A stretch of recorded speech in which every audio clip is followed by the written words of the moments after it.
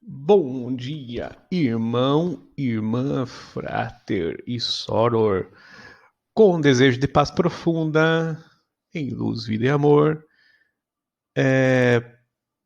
Vamos começar mais um programa Bíblia e Misticismo, com a graça do nosso Senhor Yahu, com o Espírito Santo, Ruach HaKadosh, e com o nosso Senhor Jesus e Yeshua, discutindo alguns temas hoje sobre Enoque, livro de Enoque, dilúvio e outros temas, os gigantes, né, que lá aparecem, e situações bíblicas e tudo mais.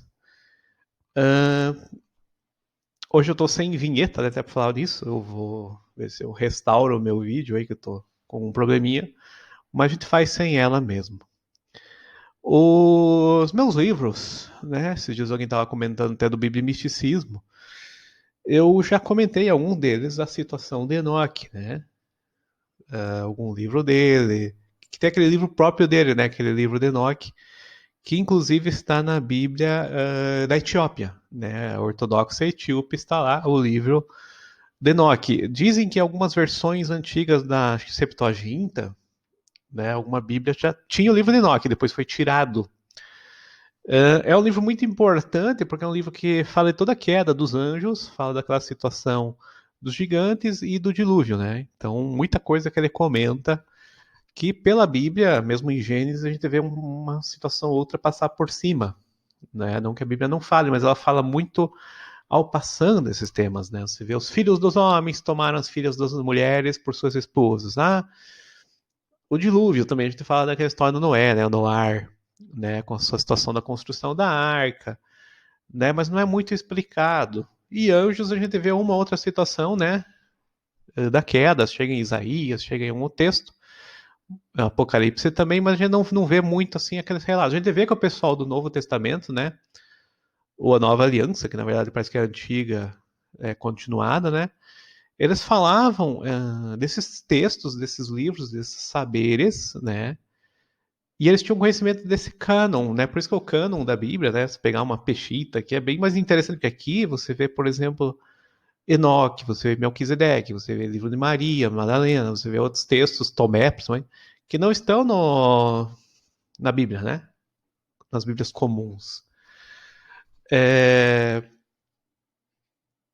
Então a gente vê que vai ter uma análise mais crítica, né? Dessa temática aí. Enoque, como a gente sabe, foi arrebatado, ele não morreu, ele era um justo.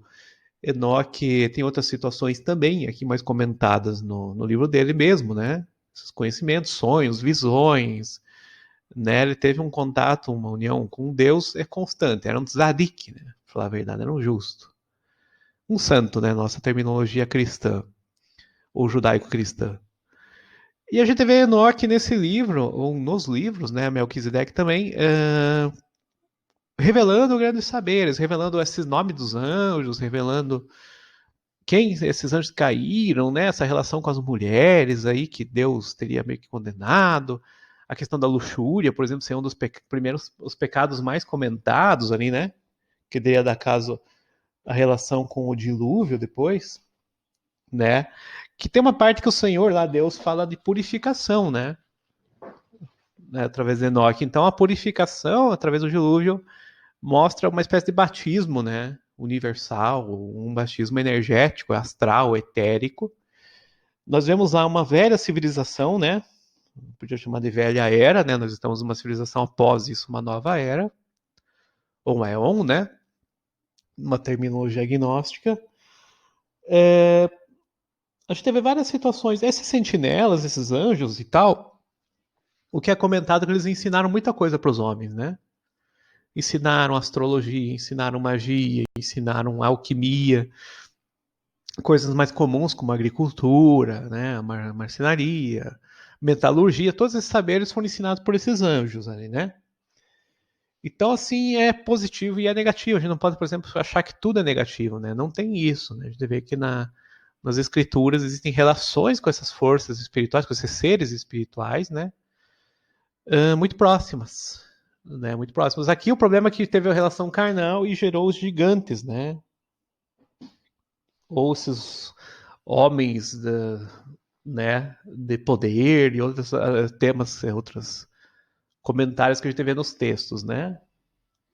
De Edom, que seja, e outras situações, né? E eles também parece que tiveram um dilúvio, né? Inclusive o Dake, né, no comentário dele à Bíblia, nos comentários ele fala no dilúvio de Lúcifer, né? Então existe um dilúvio aí de Samael, o Lúcifer também é espiritual, né? Então, assim como disse Blavatsky, né, num texto existem dilúvios lá, o espiritual, né, universal, e existe dilúvio, por exemplo, nosso aqui, material também, né, uma inundação. Então, várias situações que parece que a Bíblia fala de todas elas, claro, com uma linguagem, como a gente fala, linguagem da Cabala, né, ramos e raízes, né? A Bíblia ela usa uma linguagem do nosso mundo para comentar o mundo espiritual. Né? Se fosse direto, a gente não ia entender. Falava lá de coisas espirituais, que o homem sabe disso? Não é nada. Né? Então ele fala lá de poço, dilúvio, arca, animais, né? Porque para a gente entender tudo isso, as almas, a situação espiritual, a gente tem que ter analogias, né? Dos anjos que foram de anjos direto daí, né? Inclusive dando nomes e tudo, né? Rafael, Gabriel, Uriel e vai embora, né? A questão da Azazel também, outros anjos ou demônios, né? E tudo isso está comentado ali. No misticismo, Max Heindel, né, no cristianismo místico, ele fala que lá era Atlântida, né? O do dilúvio, quem sofreu o dilúvio foi essa Atlântida, né? Por quê? Porque eles faziam ali feitiçaria, eles abusavam da energia sexual, eles tinham situações de dúvida, né, do divino, né? Uma espécie de pecado maior, né? Guerras, armas tecnológicas usadas para as guerras, máquinas voadoras, só tinha tudo em Atlântida aqui, ó. Né? Então, esse problema gerou nessa civilização que vivia num vapor, né? Um homem, né, chamado Noé, ele teve alguma forma de sair fora desse mundo, né, de vapor e respirar, desenvolver, né, o pulmão, desenvolver uma situação de ar mesmo, né? Um sopro da vida, vamos falar assim numa terminologia mais bíblica, né? E ele sobreviveu, ele e alguma geração, né? A gente vê Noé, mas talvez seja um povo, alguma coisa que estava nessa alma que a gente chama de arca, né? Esse receptáculo, nessa situação. Que a arca também existe a arca de Moisés, que foi a sexta, né? A sexta é uma arca também. E existe a arca da aliança. Então, arcas na Bíblia tem umas 3 ou 4 aí, né? Que seria chamada de arca.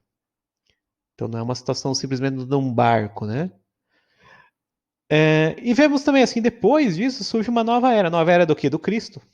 Nova era do Cristo cósmico, né?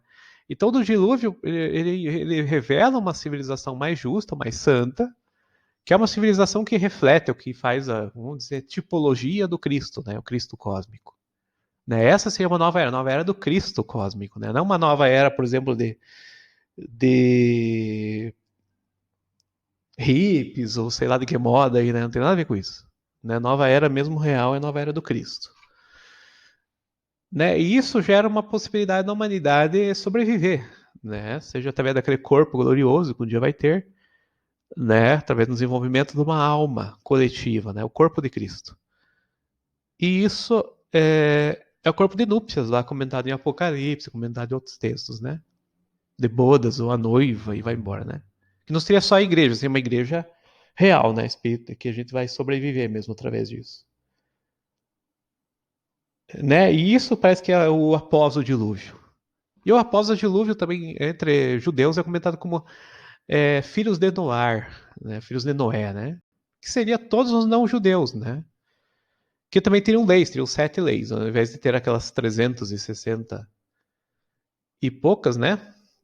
Tem 7 leis, né? 7 leis já têm um respeito a Deus, né? Mesmo não estando, no caso, judeus, né? E assim vai, o cristianismo também tem grande foco no amor ao próximo, que seria uma lei aí também que resume toda a Torá, né? Então, os sábios já comentaram várias situações disso, e Yeshua, nosso Senhor Jesus, provavelmente tinha contato ou sabia, né, o que os sábios ensinavam, né? Cabalistas, gnósticos, filósofos e tudo mais, né? Ele tinha esse conhecimento, né? Então, isso acabou refletindo nos evangelhos, os apóstolos, seguidores, e vai embora com compilaram, né, alguns textos resultantes da tradição oral, por isso que eu falo que a Bíblia ainda não reflete tudo, porque a tradição oral é maior que a Bíblia, né? Teria a graça de ter mais do que a Bíblia, mas... por isso que os apócrifos são tão importantes, por isso que eu comentei o livro de Enoque aqui, né? Então a gente tem que pegar o máximo possível de sabedoria, um encontro com Deus, Deus vai nos revelar o que pode ou não ser utilizado, né? E por isso que eu sempre achei a Bíblia ela é só um pedaço da sabedoria, né? Por isso que os judeus, por exemplo, têm Talmud, tem Midrash, tem o Zohar. Cristãos têm toda a tradição cristã, tem a patrística, tem, né, a tradição da própria igreja, né?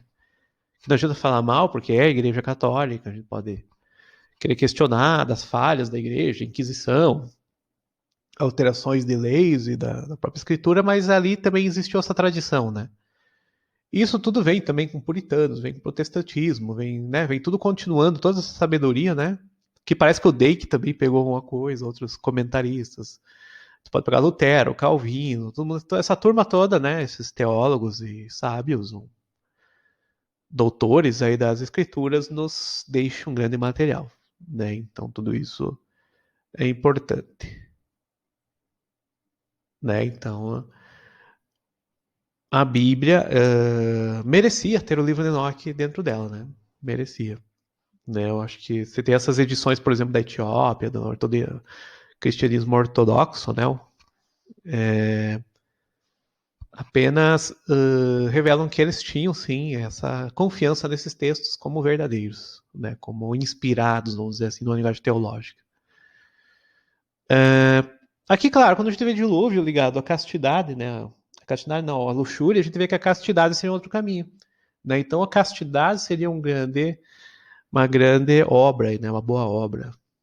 Né, que as pessoas hoje parece que elas vão para a igreja e a castidade elas jogam para trás, né? Elas vivem na luxúria do mesmo jeito.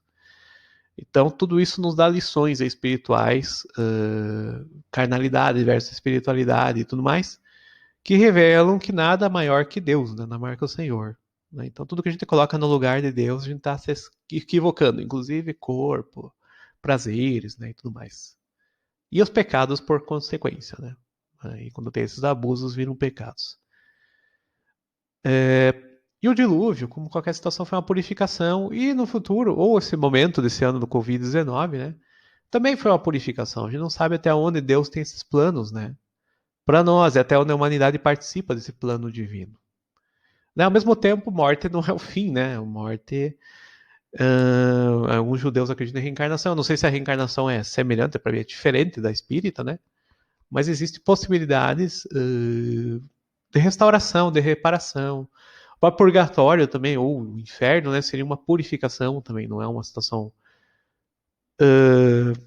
final, né? E várias situações aí que a gente vê que foi um pouco mudado, né, na teologia, e quando se pega textos ou coisas mais judaicas, mais originais, a gente vê que não era bem assim os conceitos. Né? A gente percebe que é um pouco diferente. Né? O guerreiro, guerrinon, né? O guerrinon. E assim vai embora. Então, existe tanto essa purificação pela água como uma purificação pelo fogo, né? Então a gente vê pela água e no dilúvio. O fogo seria uma outra, então. Mas eu acredito que mais simbólico ou mais espiritual, né? Essa purificação e tem mais a ver com a nossa alma e não a ver muito com o mundo. O planeta pode ter 1000 inundações, isso não vai mudar, né? O que vai mudar é o que o homem busca ao Senhor, que o homem busca o eterno, né? A humanidade, no caso. Né? E não a situação tanto de físico, de destruição, isso aí. O próprio homem já se destruiu com guerras e tudo mais, né? Teve a Segunda Guerra Mundial, o que fez com a Europa, né? Então as situações são um pouco mais complexas do que simplesmente a leitura literal, né, da Bíblia. Tá bom, irmãos? Fiquem com Deus, com Yahoo, né? Estejam com o Senhor Jesus, Yeshua, e com a iluminação do Espírito Santo, Ruach HaKadosh. Até o próximo programa Bíblia e Misticismo.